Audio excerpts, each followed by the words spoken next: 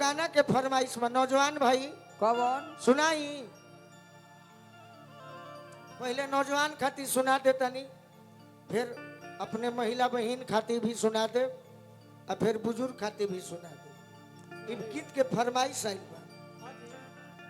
कोनो लड़का अगर लड़की के प्रेम में हो जाए और दोबा महोत्सव के प्रोग्राम होखे तो का कही यह कही कि मरही के बाटे तो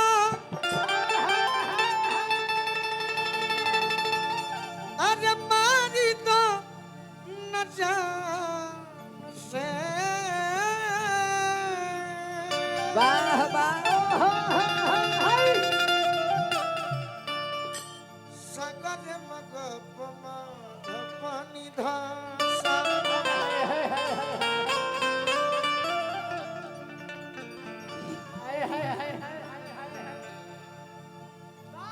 हम चाहेंगे कि जहाँ मानी सब लोग खुश हो जाए कि मरही के बाटे तो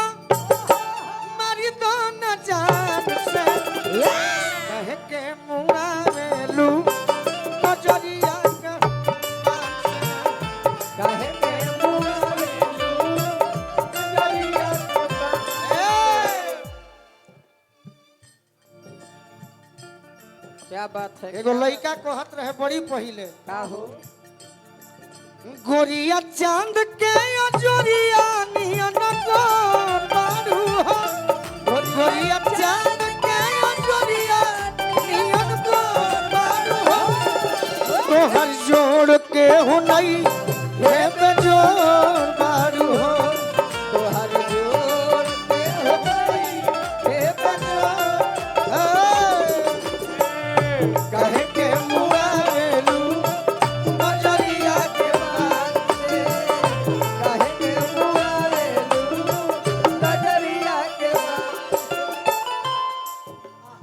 लड़का कहता कि तहार हम खराब बड़ाई ना करो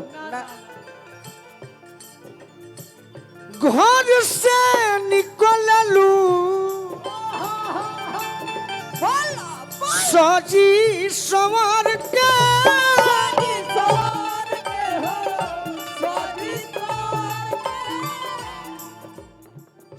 राम जी बनवले बाड़े सचहू सपर के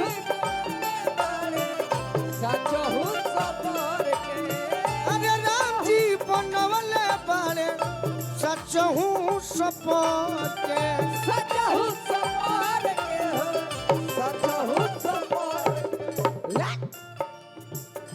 बुद्धि फेल कइले बाड़ू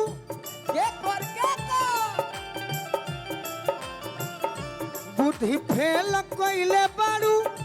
बुढ़ावा जवान के बुद्धि फेल कइले बाड़ू बुढ़ावा जवान के कहे के मुआवेलू नजरिया के पान से कहे के कहे के मुआवेलू नजरिया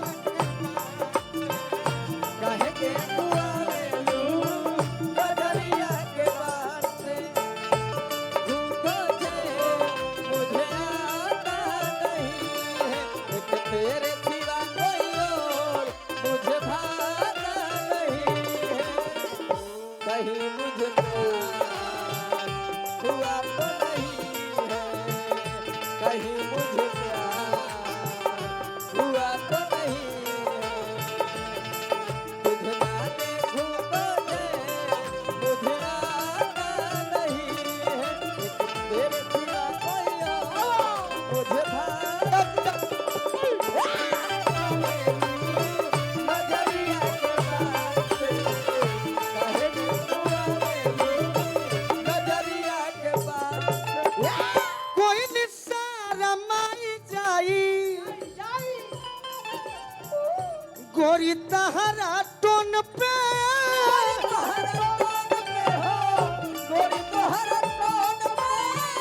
चांद के भी मिलल बा गोराई तो से लोन पे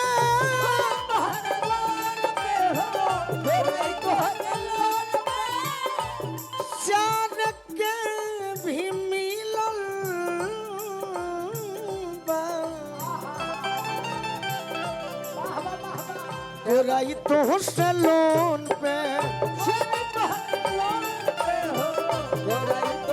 ए, चांद के भी मिलल बा गोराई तो से लोन पे हाँ जी लोन पे अपना तू गोलू के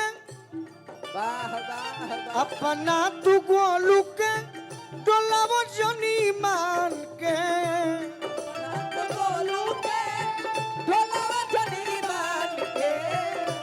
अपना तू गोलू के डोलावो जनी मान के तो काहे के मुआवेलू नजरिया के मान से काहे के मुआवेलू नजरिया के मान से काहे के मुआवेलू नजरिया के मान से काहे के मुआवेलू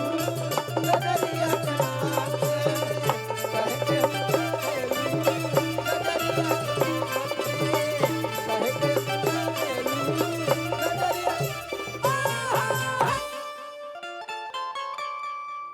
सबकर गीत हो गई।